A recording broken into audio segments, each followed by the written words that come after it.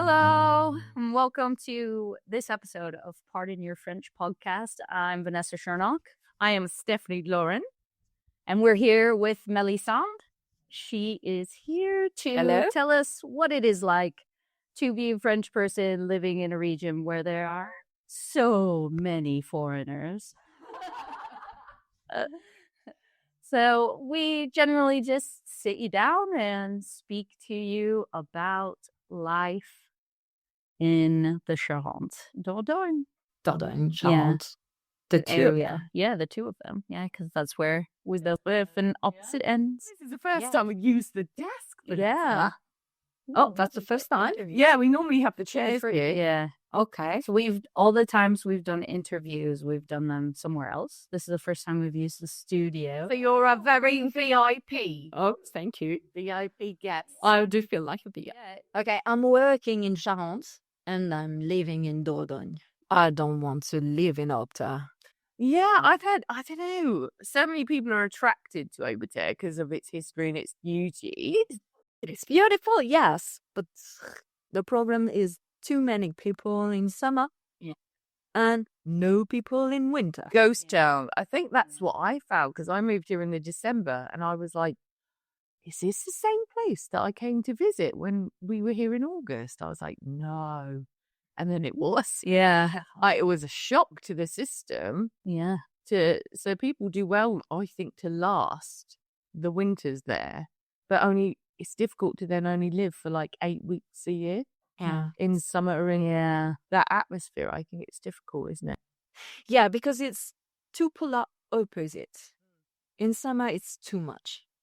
And in winter, it's too much in the other way. Yeah, absolutely. You've got so much people. I'm working at the church and you've got like 800 people a day. Wow. Yeah. And in winter, like in January, you've got 1 or 2 people. 1 or 2 people a day.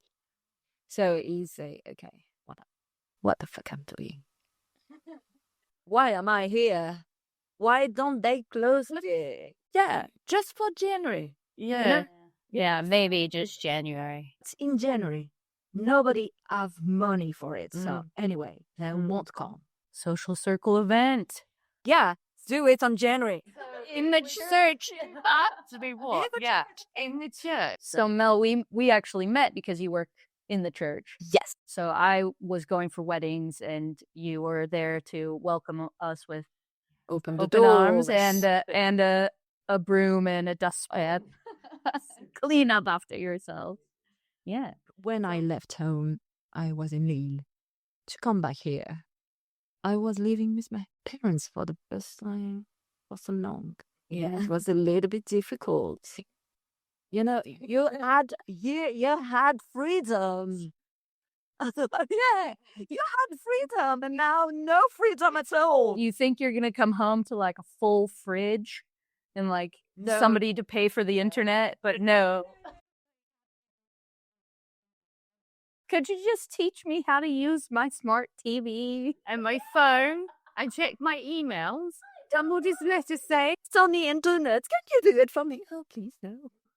Yeah, the job's just increased. Yeah, I don't want to be a secretary anymore, please. So how did you end up getting the job in the church? Okay, I did come back in 22. Yeah. To Aubetterre, and I searched for a job. And I was meeting everybody here. And I knew Monique, if you don't know her. She works at the church. I knew her and she said, we need people to work here. So go to the mairie and give them your CV so you can maybe have an opportunity. And it was the opportunity. Yeah. They did choose me because I was living here. I was from the country. That's it. That got this mentality. And they knew me. Yeah. But that's why I was chosen. It's not a good thing to be chosen just because you were born here. Yeah, but But you speak excellent English, which is very helpful. Oh, thank you. To So get our rusty. sense of humour, your English is incredible. Because we're so lopsided, aren't we? She's just laughing for the sake of it. She's being nice. She's being nice. That way. No, but I don't have the vocabulary, you know? I miss the words. Sometimes I'm like searching for words and like, okay, what is good word for saying it? I do the same Yeah. in French. You just Yeah. can't. Same in English. Yeah, same in English. Yeah. Yeah. Sometimes people say to you, you have to think in English to speak in English. Sorry, I don't do that. I'm not sure I'm thinking in French anyway. I'm just thinking. Yeah. I'm not talking inside. So Yeah. how do you explain it? How I do don't you know. Somebody told communicate? me you have to dream in French. My childhood friend is English. But that's why I can speak easily in English. So that's how you learned, was having a friend at school Yes. in here. What commune did you go to school? Aubetterre. Oh, okay. Wow. Like you really are. When the Yeah. school was open up on the. Yes, I did go to Aubetterre, then in Bonn, and then in La Prade, and then for collège and lycée, it was in Ribérac. Oh, So yes, it was just around here. So yeah, it was local. So we need to say about the monolithic church in Aubetterre, because some people, when we talk about Aubetterre and the church, will kind of go, yeah. so we want lots of people to come and visit you In January. in January, and I would No. So you lived up in Lille. You told me in the car ride that you studied anthropology. Yes. So did that lend itself to your interest in working at the Monolith Church at all? No, I don't think so. I was just playing in the church when I was a kid, really, really, really young kid. And I loved it anyway. So when I've got the opportunity to work on it, I was really thrilled because I needed space. I needed to work outside. And it was a good compromise to be inside and be outside. Don't have any walls around me because I've got this problem too. I don't like walls. In my house, there was a lot of walls I did break because I needed spaces. And in my last job, I was between four walls and I was like in prison. Yeah. This is my personality. I need to have space. I need to be outside. Yeah. And it was it. Yeah. And before doing this job, I thought I did 8. Everyone was not able to speak with anyone. Really? Yeah. And it changed me, really, because I discovered I love to speak with people, having, some contact with people. They do say things about their travel, their life, and I love it. Yeah. It's really a good, a good contact. Meeting people. But then not being obliged to then develop a real relationship with them either. You get to meet many people and just kind of learn a little thing as you go. Yeah, and if sometimes you meet a really important person, you can keep in touch with them. Yeah. But it's really rare. Yeah. But if you've got the opportunity, that's really cool. Yeah. And you meet so different people coming from all over the world. Yeah. That's really, really I think that's exciting. Yeah. Yeah. Really cool. You've got bad parts. That's job. Yeah. Anyway. Yeah. You don't have to say that some days it's really difficult. You know it in every job. That's Yeah. like that. Yeah. But when you see that people coming from Argentina and America or Ireland or Scotland or anywhere in the world, you meet these people you couldn't meet anyway. Yeah. And I love that. Yeah, the land that's of really good. opportunity. yeah. And when you say foreign people now in Aubetterre, it was always like that. I'm 41, and when I was a kid, I knew there was foreign all around. Yes, It was a really There tourist was- place for them. It's Yeah. always been a really popular yeah, spot. and English people were living here, and how did you say it from the Netherlands? Dutch people, they were living here. So that's a long story of foreigners in There's more Belge now, I think. More Belge. More Belge. Yes, and German people coming here a lot now. But when I was a kid, it was mainly English people and Dutch people. That's why there are so many now. Yeah, so there's still a huge percentage of the expat population. Yes, I think they do love the countryside. Yeah. That's it. Yeah, and then you have got like lovely bars, restaurants, shops, and the church all in one little place. Yeah. Yes. So is there a lot of people that live there permanently and a lot of second homeowners? When I was a kid, it was a lot of second houses. My friend was living here all year long, so it was their home anyway. But I think it was just summer houses. Yeah. Yeah. And the church is one of the main draws to Aubetterre because of its history. It's the largest. Is it the largest monolith? The highest. The highest. The largest is Saint-Emilion. See, we had this, Julie and I were having this conversation because I played golf at Saint-Emilion, and there was a guy said, "Oh, where do you live?" I says, "Oh, I'm near Riebrach." And he goes, "Oh, you're near the monolith in Aubetterre." I was like, "Yeah." He goes, "Oh, yeah, it's the second largest outside of Saint-Emilion." And I was like, "Oh, right, okay." And then I mentioned to Julie, and she went, "Only someone from Saint-Emilion would say that." Like, Aubetterre is the biggest. Okay, Aubetterre is the tallest, the yeah. highest. It's a competition wherever you go. Yeah. And sometimes we just say to people, okay, they are the largest. We are the highest. They all have something to them. You have to know the Aubetterre's church is not entire. Yeah. Yeah. She lost the nave, a choir. It's like a whole section of it has collapsed. So you don't know. Because like, when I met you, you'd come to show me around. Yeah.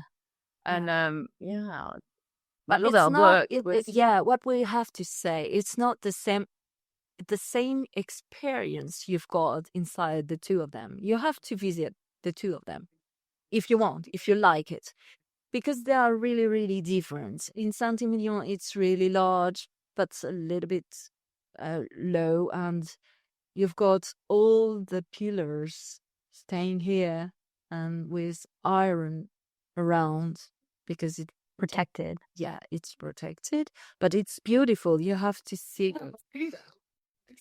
Yeah, and in Aubetterre, it's another experience. When you enter for the first time, you don't know what you will be seeing.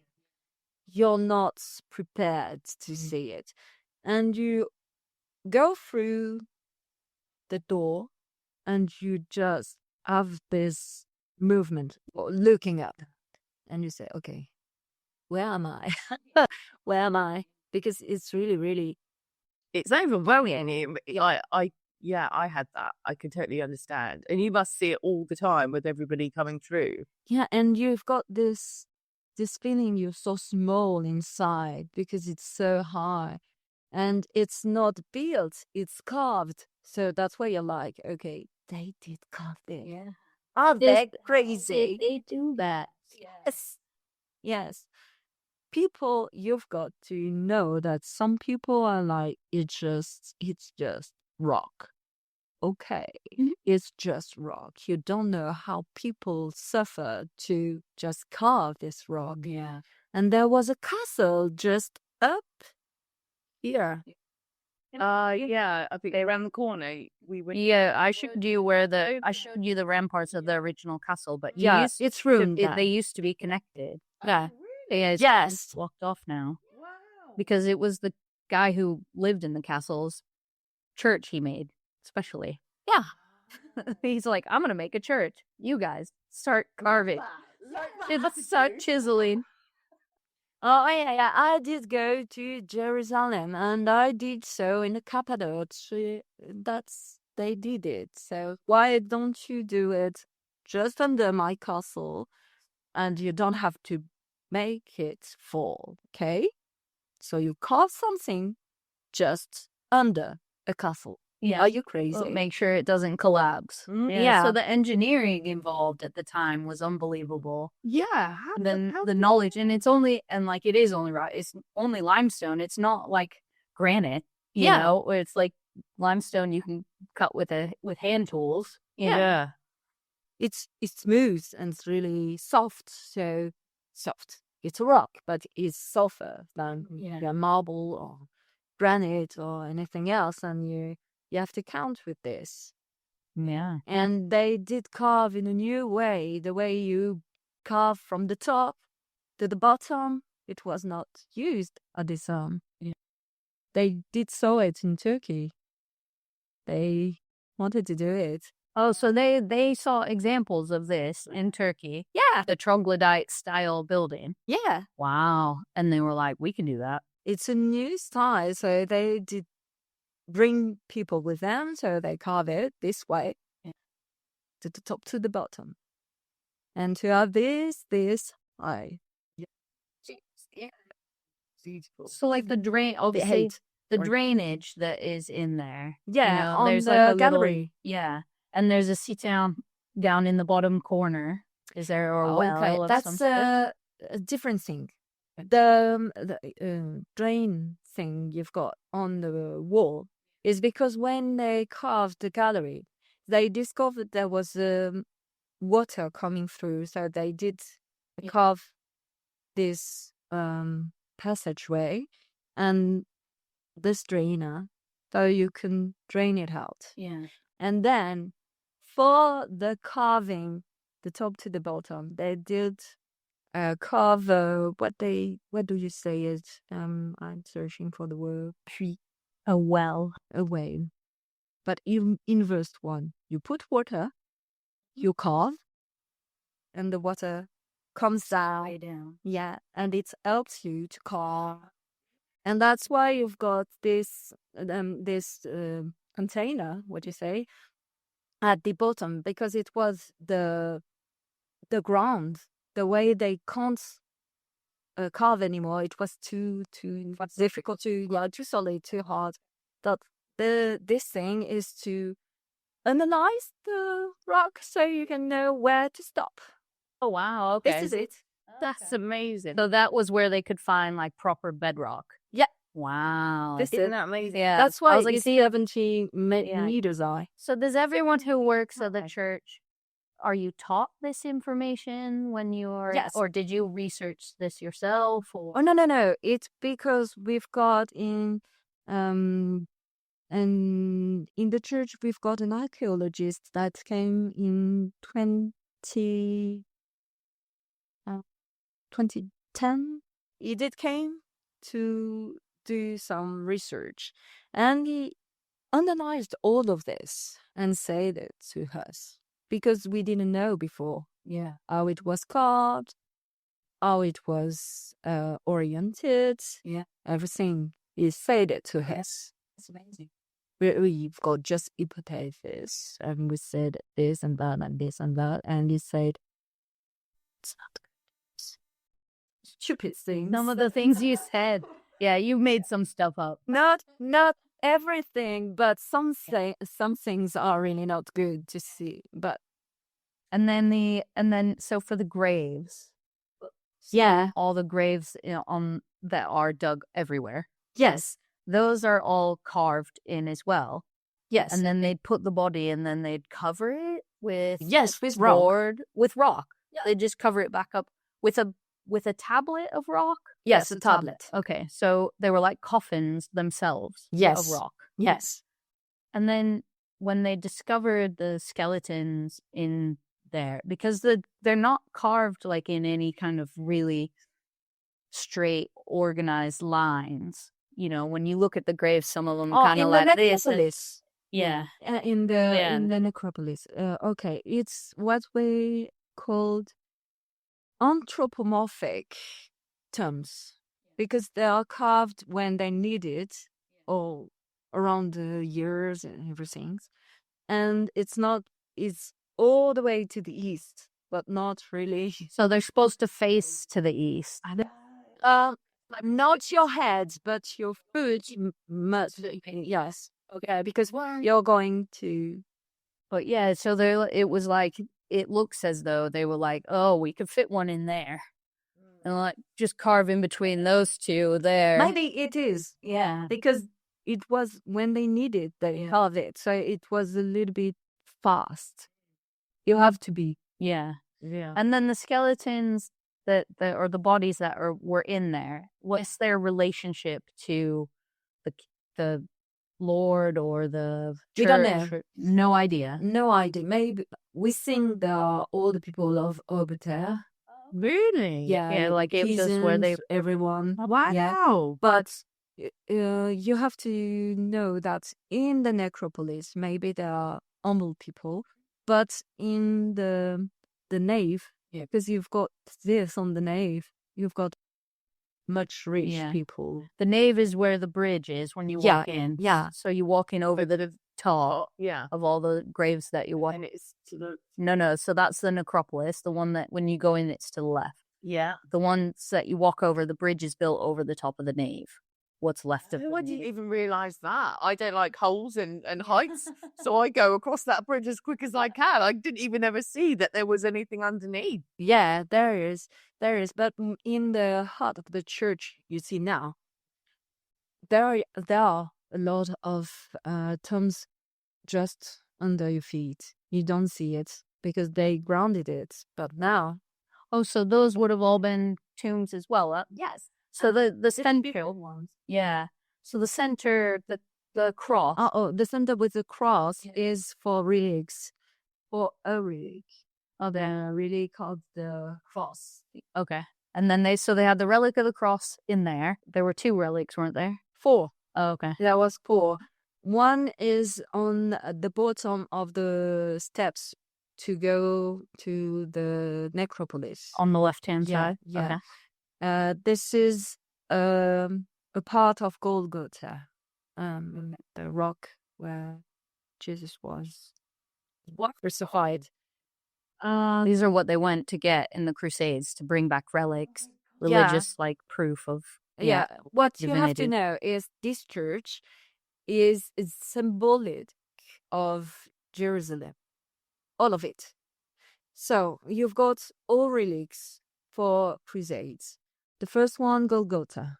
The center one is the cross of Jesus.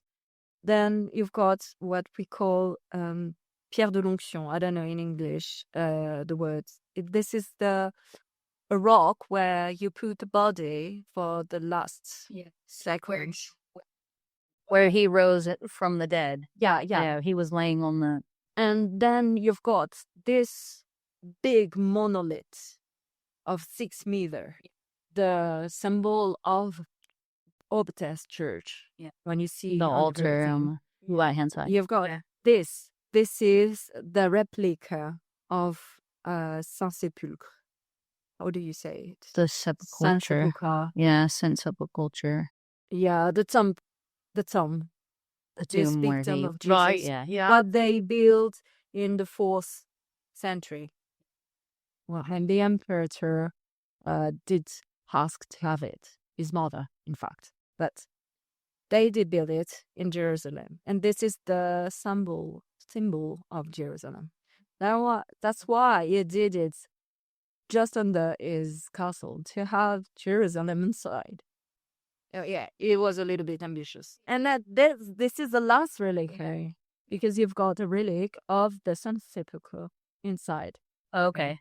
At the time. Supposedly. Yeah. Yeah. Now we've got We've nothing. never seen any of these relics. Yes. Yeah. They were ransacked, maybe, or do they just rot? Like the piece of the cross is made of wood. It's gonna either petrify or. No, I think it was stolen because we've got a lot of things. Happens in France between the 12th century and now. We've got the 100-year war. We've got like religious war, and before, and we've got like Révolution Française. So anything worth anything. Yeah, At this time, they loved to burn everything and stole everything. Yeah. Religious things. So sad. Yeah. So sad, isn't it? Yeah. But this is it. We have to live with this. So we know part of history, what they do with war now. Yeah. Yeah. That's the same. Things happening like, Syria, they were Everybody. Everything. What's beautiful. So how do you remember all this information? Like, how long have you been at the church? Because I'm like mind blown. Like, every, like, Well, she does it every day. yeah, but it's so much information. Yeah. So like the first time I ever went to the monolith, there was the audio guide. guide. Oh yeah. And then the next time I went, like now when I've been, there's no audio guide. No, because it's broken. People don't. We have a problem with respect in France. So they did broke it, and we repair it, and they broke it again, and we repair it, and they broke it again. So at the end, it's Too expensive. It's expensive. Yeah. not possible to repair anymore. So why invest in something you know will be broken? Yeah. It's stupid. So you can do books and leaflets and Well, but then, so like presumably before they had audio guides, they would have tour guides. Yes. So go back to that. You don't do guided tours anymore. No, because we had this idea. We want to stay with the opportunity to have a not free, but you can do your tour yourself without having anyone guiding you. Sorry, because some people don't like guides, I think Yeah. it's a church. It's quite a Yes. and because it is really tiring. Yeah.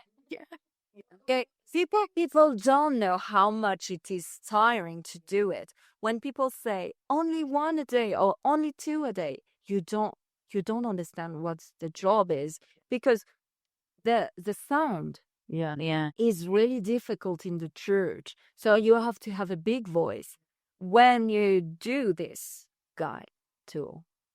At the end, you don't have any voice and you are drained.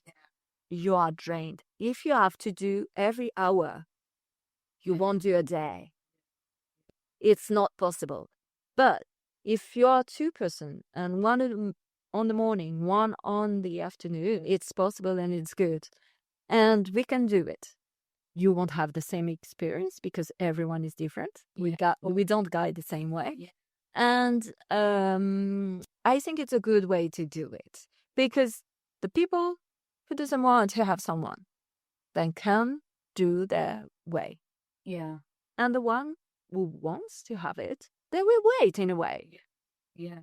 We don't have to have these people who wants guided tour Yeah. and in the middle of the Yeah. tour. Walking while they're one. Yeah. Yeah. Of course. That's the way to, choose people. And, Yeah. yeah. But it's difficult because now if you go when there's no guide and no audio guide, you get a paper and you can read that. But the amount of information that It's too you've much. just given us Yeah. it's far too much. And there's always questions and so I love that. I love the way people go outside and ask questions. Because you have a contact. Yeah. And that's what I say at the entrance when they say, oh, we don't have a guided tour. I say, yes, but you've got a human before you and you can ask questions. Yeah. Don't forget to ask questions. When you love something, the people waiting at the entrance lost that everywhere.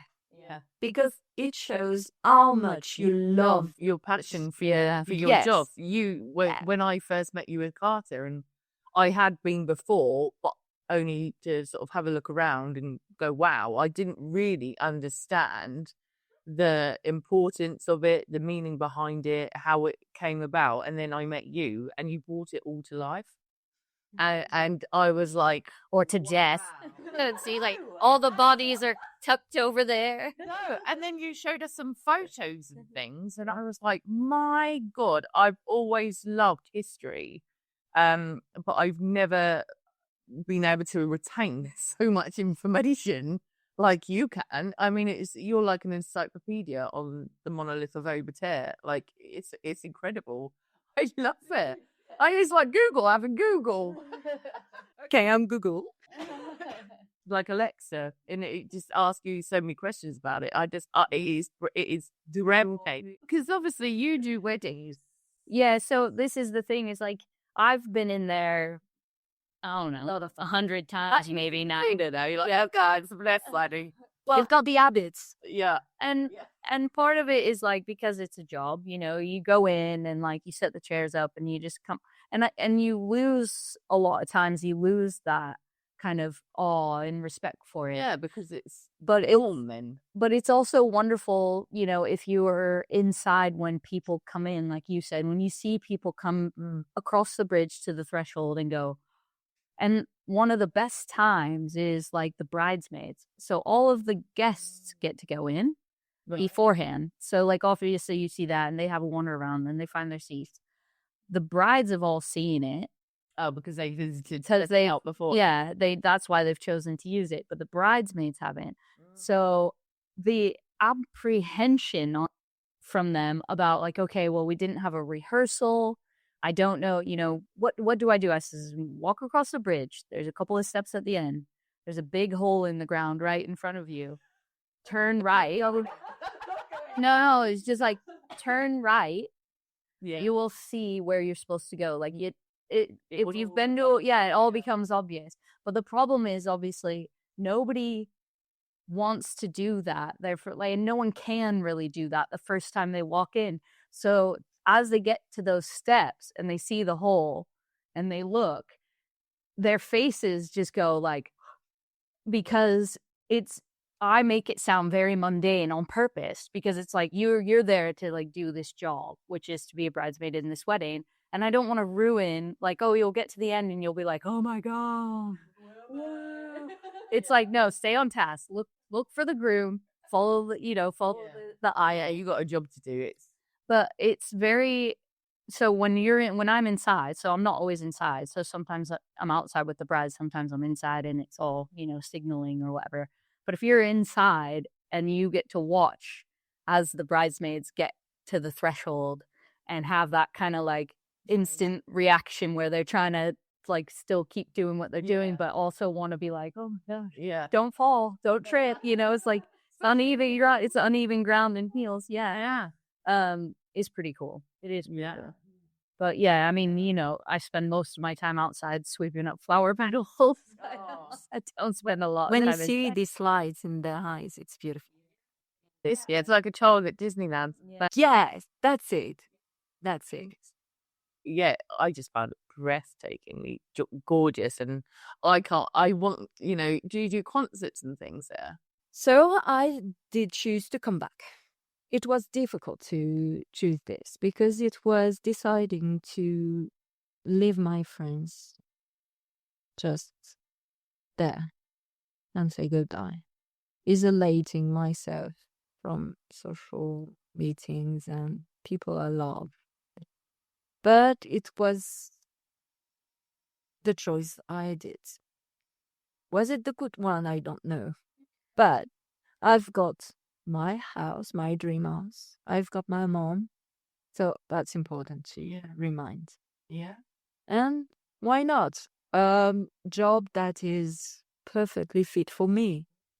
Because I'm outside, because I meet people, because I can talk about history.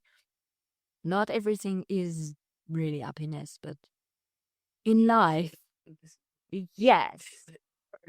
Was I happier in Lille? I don't know. What you are missing now is what you were missing there. Yeah. Because I missed my mom. Now I miss my friend. So what's the good choice? But it's so interesting for you to say that, because you were born in France and then you've moved to a different area of France. Yeah. And you feel the same way as what we do Yeah. when we've moved countries. And, obviously we didn't know anybody when we moved to France. We found each other now. But before that, I moved here not knowing one person. And then, I haven't been back to the UK since I moved here. But this is now my home. But I do still miss things about my previous life. Yes. But I wouldn't change where I am now. No, me neither. Because everybody and everything is a chapter and a season. Yes. And I think we're just in another chapter of the book at the minute. Yeah. I mean, your experience is a similar situation to what we are. I was talking to you about, in winter, everything gets very isolating. You feel, you can feel quite solitary and stuff. Yeah, people can get really lonely here. Yeah. Well, France can be very lonely. But then, so you grew up here and you have friends that you left behind when you moved away originally.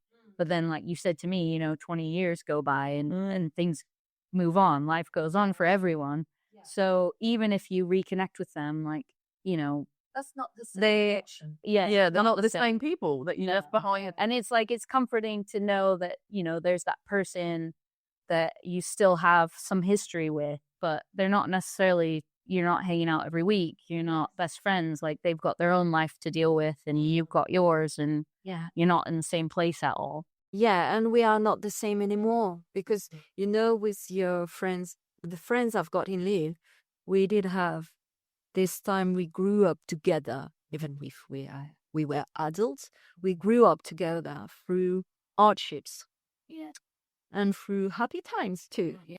And we grew up the same way. Yeah. Because we were adults. Yeah. My friends, I did left home when I was kids, when I was 18. They were kids, so they were not adults. And it's not the same thing. The hardships you've got when you are adults is more important in your lifetime than when we were little. Kids. Yeah, Because exactly. kids don't have any hardships. Not in a good life. In a good life. Because some have really hardships. But when you've got a good life, when you've got privilege, when you say it, you're a happy kid. So it's not the same thing. Yeah, absolutely. So you've got a connection, but it's not really deep. Yeah. Not the deepest one. The deepest one, the adult one. So then outside of work, how do you meet people? I don't. It's so difficult. Yeah, because these 3 years, it was really, really difficult. The first year was only season of working, and then when the season ends, I go to my friend's house in Lille. So it was, trying to smooth the thing. Transition. Yeah, this transition. The year 2, it was having more work and my house. So it was work and then the house. Yeah. And this year 3 is adapting and trying to find how to meet people outside to work. Is really difficult because, okay, you meet people outside of the work, but they're how old? So yeah, I get that because there is an older generation. Yeah. It's not that they are not interesting at all, but that's not what you are carving. Yeah. Well, but get that. This is what we talk about though. It's like my husband's 15 years older than I am. Okay. And we generally spend time with people who are older than he and I. Okay. Those are, our typical friend groups are, people who are retired and British. Yeah. And so it's always really exciting to me, like meeting Steph. I was like, yes. And working is actually the way that I've been able to make friends that are with people closer to my age. Yeah. Like you. Yeah. But this is why we were saying we want to help people in this isolating type of situation by being, you know, a community in itself, you know, Yeah, building because I a community. think there are young people. There Yeah. are. Because There there are. are, but you don't really see them unless they're here working seasonal jobs, Yes. bars and Or restaurants, working anywhere. and they're on holiday. Yeah. Because a lot of the young families tend to move to Bordeaux, or they go to cities to get Or kids turn 18 and they have to get out of here because there's no young people. And then they come back up on summer holiday and that's it. again. That is really important when anyone is moving here or transitioning through the area, is to remember that when you have children at the age of 16, 17, 18, they will need to move on. Move on. That can happen in any country, but it's one trend that I've really noticed here. Yeah. But I do believe I've had so many great nights in like restaurants and bars in Aubetterre and things, listening to music and sitting outside on a summer's evening, and that's what English from the Americans would see as the French dream. Yeah. I mean, obviously, the reality is it's not like that all year round. It's not like that hardly at all. You're sold the dream through shows and stuff. A lot of us are, but when you're there and you're in that moment, that's when you go, I did it. We did it. We got here. We made it. You have to know that dreams are for being just a little moments of your life. So absolutely. if you know it, you live this dream. Yeah. You've got your moment. Enjoy it. Yeah. Enjoy it. Yeah. And when it's ended, you knew you lived it. Yeah. And you're happy with that. Yeah. Absolutely. Yeah. We got look. She's a philosopher as well. It's so wonderful. When I listen to you, Do you see my French accent? Say the same thing, but in your like really French accent. I want to hear. yeah, you sound like you're reading like a novel. Like you're breathtaking. Like I just drawn in. Like Oh, thank you so much for coming on our podcast today. It's been a wonderful conversation with you. And thank you everyone for listening and watching. we were actually filming, to be honest. And supporting us on our podcast journey. And we will see you next time. Thank you.